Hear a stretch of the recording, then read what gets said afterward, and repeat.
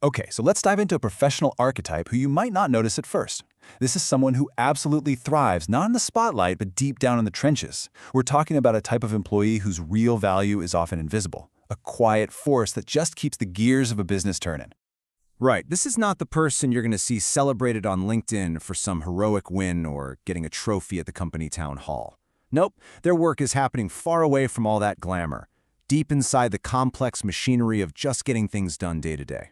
See, their value isn't really tied to a specific title or even the company they work for. It's forged in trust and, well, pure effectiveness.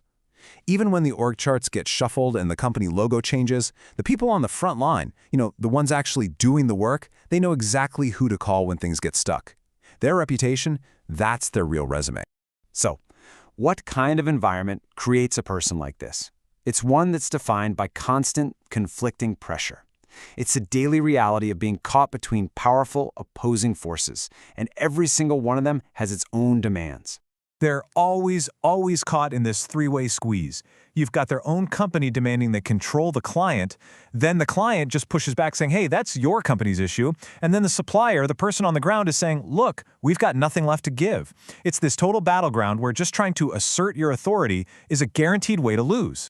And this just perfectly highlights the long-term cost of that whole approach. Sure, you can win a short-term argument by pulling rank, but the frontline never forgets when they were left out to dry. That broken trust, it becomes a debt, and it will absolutely be collected during the next crisis.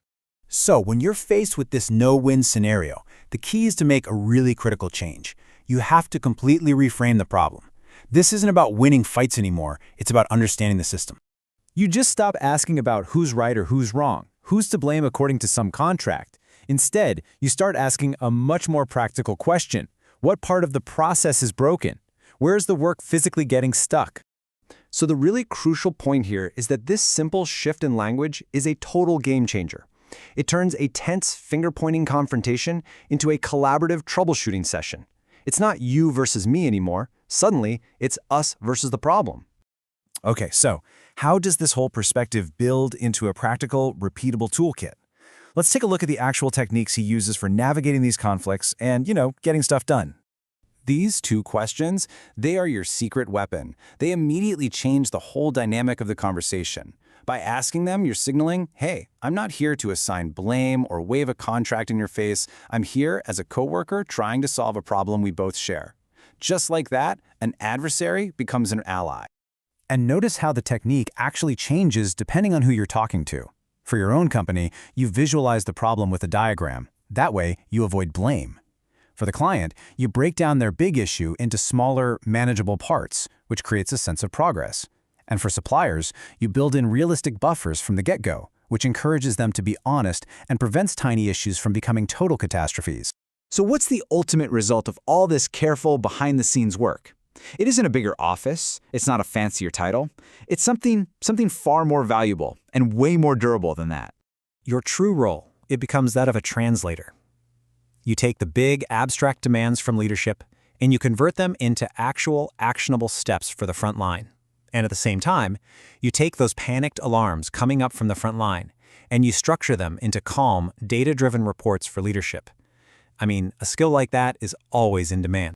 And because the whole focus is on solving problems for people, your personal reputation becomes your most valuable asset. It's a kind of professional currency that follows you wherever you go, totally independent of whatever company you happen to work for at the time. So after a career spent operating this way, what's the ultimate impact? What do you actually leave behind when all is said and done? Let's be really clear about what this role is not. There are no statues built in your honor. There are no legendary stories told about your singular, heroic acts. So you might think of this role as a firefighter who rushes into a blazing building, but actually it's more like a fire marshal, the one who meticulously manages all the risks to prevent the fire from ever even starting in the first place. Your greatest achievements are completely invisible. They're the crises nobody ever heard about, the supplier that didn't go bankrupt, the client relationship that didn't implode, the huge product recall that was quietly averted.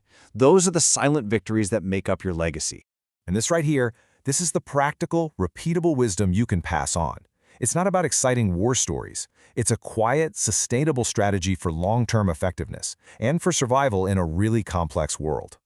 And this leaves us with a final, kind of provocative question for our own work. When the pressure is really on, what are we actually being paid to do? Are we there to defend a position or to solve a problem?